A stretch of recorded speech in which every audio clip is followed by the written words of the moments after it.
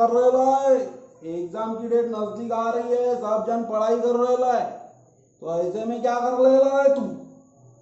और भाई की नजरें सब पर है, आपको सबको देख रही है, तुम क्या कर रहे है और क्या नहीं कर रहे है। क्योंकि भाई की नजरें बहुत तेज है, क्योंकि भाई ने पढ़ा है पूरा।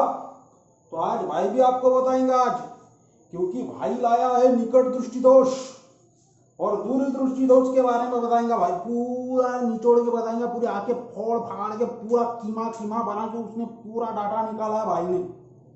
क्योंकि भाई जो है, जिसने चैनल सब्सक्राइब नहीं किया उसके आगे वोट डालता है, भाई का गुस्सा तुमने देखा नहीं है। क्योंकि मैं तो जो बोलता हूँ मैं वो करता हूँ, ठीक है ना भाई। तो देखिए अभी भाई का कमाल, अभी पढ़ाएंगा भाई आपको निकट दृष्टि दोष। तो ये जो है समझ के लो, समझेंगे नहीं तो कुछ काम की बात नहीं है भाई। तो देखो अभी भाई का कमाल। तो ये जो है आप देखो इसको, निकट दृष्टि दोष। निकट दृष्टि दोष यानी मायोपिया।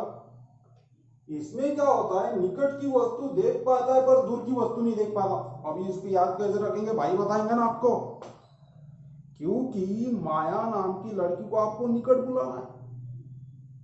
निकट दृष्टि दोष यानी माया नाम की लड़की को आपको क्या करना है, निकट बुलाना है। माया नाम की लड़की को निकट बुलाओ आप। ये देखो, माया नाम की लड़की को क्या करना है, निकट बुलाना है। ठीक है ना, समझ में आ रहा है ना। और नहीं भी समझ आ रहा है वो भी तुम्हारी को समझना पड़ेगा, क्योंकि भाई वो डेंजर है भाई। और देखो आगे कि इसमें क्या होता है, जो वस्तु का जो प्रतिबिंब है वो रेटिना के आगे बनता है। इसमें जो प्रतिबिंब है जो रेटिना के आगे बनता है, ये काफी बार पूछा गया है। तो इसमें जो है अवतल लेंस का प्रयोग किया जाता है। अभी अवतल लेंस का प्रयोग जो मैं आपको ये डिटेल समझाऊंगा, आपके भेजे में तो पूरा बाहर निकल जाएगा, पूरा भेजा आपका पूरा गिर जाएगा इधर उधर। और आपको जो है समझना पड़ेगा, क्योंकि भाई ने बहुत मेहनत की है। ये देखो और देखो आगे, तो यही है, इसमें जो प्रतिबिंब बनता है रेटिना के आगे बनता है निकट दृष्टि दोष में। माया नाम की लड़की को निकट बुलाओ, यो बुलाओ उसको निकट, यही समझना पड़ेगा आपको एग्जाम में, ठीक है। और इसमें जो है अवतल लेंस का प्रयोग किया जाता है। काफी बार पृथ्वी की परीक्षा में पूछा गया है भाई कि निकट दृष्टि दोष में अवतल लेंस का प्रयोग किया जाता है। समझ में आ रहे नहीं क्या बात। तो अभी जो है अभी देखेंगे अगला वाला, यह दूर है, दूर दृष्टि दोष। दूर दृष्टि दोष यानी हाइपरमेट्रोपिया। दूर दृष्टि दोष, आप दिख रहे ला क्या मुझे, मैं दिख रहे हूं आपको, इसे कहते हैं दूर दृष्टि दोष। इसको समझेंगे अपन कि जो दूर रहता है उसको क्या करना है, आपका आवाज देना है, अरे हाय, अरे हाय बिल्लू, कहा जा रहा है। तो ये जो हाय यानी हाइपरमेट्रोपिया, जो दूर है आपका दोस्त, हाइपरमेट्रोपिया। तो ये जो है इसमें क्या हो रहा है, समझ के ले लो कि इसमें जो व्यक्ति को दूर की वस्तु तो दिखाई देती है भाई, दूर की देख पाता है, पर निकट की वस्तु नहीं देख पाता। समझ में आ रहा है? तो इसमें क्या हो रहा है, इसमें जो प्रतिबिंब है वो रेटिना के पीछे बन रहा है। ये देखो, ये रेटिना के कैसा है, पीछे बन रहा है। काफी बार इसमें प्रश्न आते भाई ऐसे, तो आप जो एड़े मत बनो, ठीक है ना। और इसमें जो है उत्तल लेंस का प्रयोग किया जाता है। काफी बार पूछा जाता है कि उत्तल लेंस अवतल लेंस के बारे में आप भाई जो पूरा जो आके आपकी फोड़ डालेगा, ये जो अगर चैनल सब्सक्राइब नहीं किया तो, क्योंकि भाई बता रहा है अभी इसको पूरा डिस्क्रिप्टिव पूरा लेंस के बारे में, ये जो उत्तल लेंस और अवतल लेंस के बारे में बताएंगे। और ये जो पूरी उत्तल लेंस के बारे में अभी जो बता रहा हूं मैं, उत्तल लेंस के बारे में बता रहा हूं, और यही कंडीशन अवतल लेंस में भी होती है। एड़े मत बनो, क्योंकि भाई बहुत डेंजर है। भाई जो है बहुत डेंजर है भाई। समझ में आ रहा है क्या, तू क्या। अभी देखो भाई का कमाल, अभी भाई बताएगा उत्तल लेंस द्वारा वस्तु की विभिन्न स्थितियों के लिए बने प्रतिबिंब। पूरा जो ये जो मैटर है पूरा जो ऐसा है कि आपके भेजे से पूरा इधर से घुस के इधर चला जाएगा। और एग्जाम में जो है सबसे ज्यादा यही आते हैं, क्योंकि भाई ने इसमें काफी मेहनत की है। ये देखो मेहनत, ये पूरी मेहनत इसमें लगी है। अभी सुन लो मेरी बात और समझ भी लो। चलो बढ़ाते हैं अभी आगे। तो भाई अभी बता रहा हूं आपको कि उत्तल लेंस द्वारा वस्तु की विभिन्न स्थितियों के लिए बने प्रतिबिंब, ये जो कंडीशन हो रही है ये अवतल लेंस में भी होती है और उत्तल लेंस में भी होती है। तो इसको समझ के ले लो भाई, ठीक है ना। तो ध्यान से देखो, नहीं तो फिर बाद में ऐसा बोलेंगे ये क्या समझ रहा है, ये आदमी तो एड़ा दिख रहा मेरे को। तो मैं जो है आपको मेरा जो है पूरा एक्सपीरियंस बता रहा हूँ आपको मैं। तो अभी देखो आगे, अभी धारावाहिक आगे, ये देखो कि ये जो है इसे कहते हैं अनंत और इधर भी अनंत है। तो इसको धीरे धीरे समझ के लेता हूं मैं। तो ये जो है वस्तु है 1 2 3 4 5 6, पूरी 6 तक क्या वस्तु है और पूरी एक समान। अभी जो उसके प्रतिबिंब जो है पूरे कैसे बन रहे, उल्टे बन रहे। तो इसको देखो, शुरुआत करता हूं मैं कि अगर कोई प्रतिबिंब, अगर कोई वस्तु को अनंत पर रखा जाए, अगर कोई वस्तु को अनंत पर रखा जाए तो उसका प्रतिबिंब जो F2 पर बनता है। ये देखो F2 पर बनेगा, पर वास्तविक और उल्टा बनेगा और बहुत छोटा बनेगा। क्योंकि ये देखो ये पूरे जो वस्तु जो है ये सबसे छोटी वस्तु है। तो इसको जो है जब पहली कंडीशन में जो है जब कोई वस्तु अनंत पर रखी जाए तो उसका प्रतिबिंब F2 पर बनता है, वास्तविक बनता है और उल्टा बनता है और सबसे छोटा भी यहाँ बनता है भाई। छोटे मियाँ तो छोटे, बड़े मियाँ सुबह नो। आगे देखो, अभी देखो अगर कोई वस्तु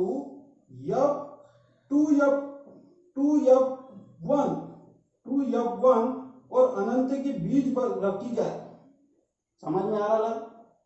अगर कोई वस्तु अनंत और 2F1 के बीच रखी जाए तो उसका प्रतिबिंब F2 और 2F2 के बीच में बनेगा।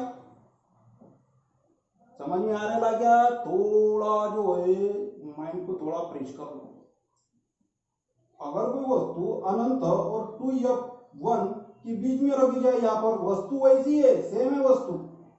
अभी जो उसका प्रतिबिंब F2 और 2F2 के बीच में बन रहा,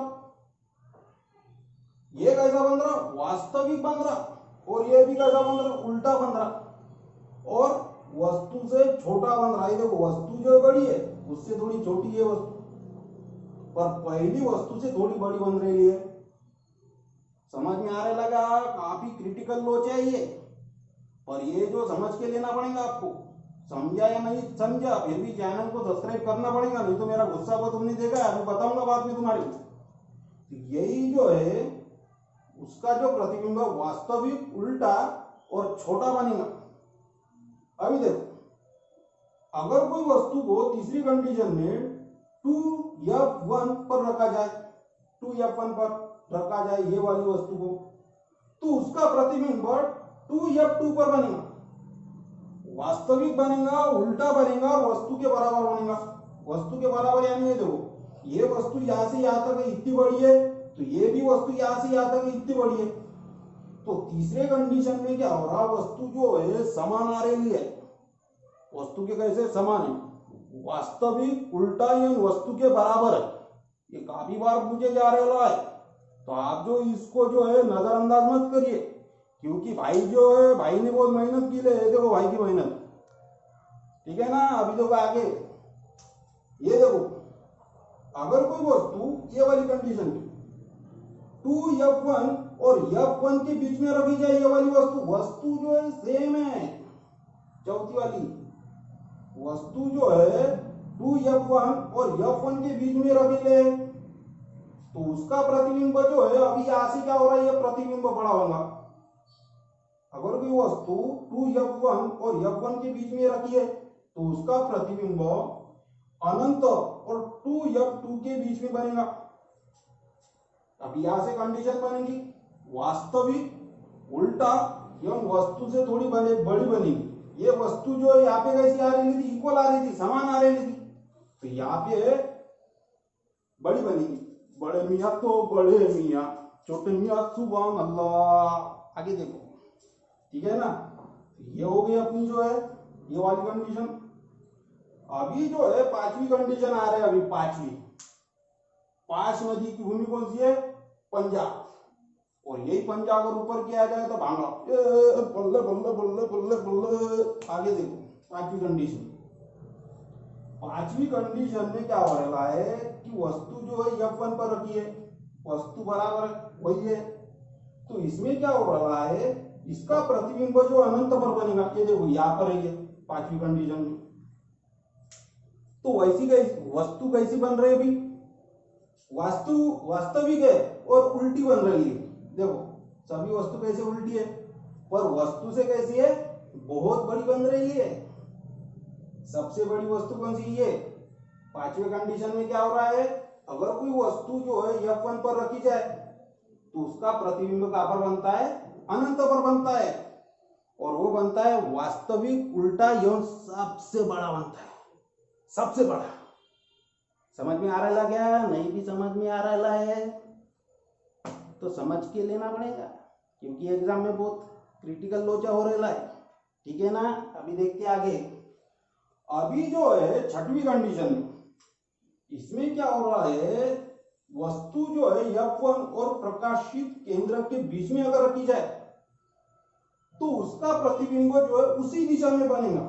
ये वाली जो कंडीशन है उसका प्रतिबिंब उसी दिशा में बनेगा जिस दिशा में वस्तु है, जिस दिशा में क्या है? वस्तु है। और ये कैसा बनेगा? आभासी एवं सीधा बनेगा। आभासी बनेगा और सीधा बनेगा छठवीं कंडीशन में, आभासी और सीधा। तो ऐसा है।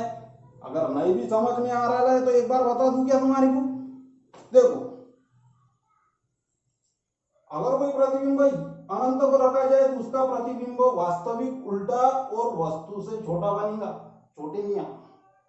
अगर कोई प्रतिबिंब F2 F1 के और अनंत के बीच में रखा जाए तो उसका प्रतिबिंब F2 और 2F2 के बीच में बनेगा, वास्तविक उल्टा और वस्तु से छोटा, जो पहले से थोड़ा बड़ा।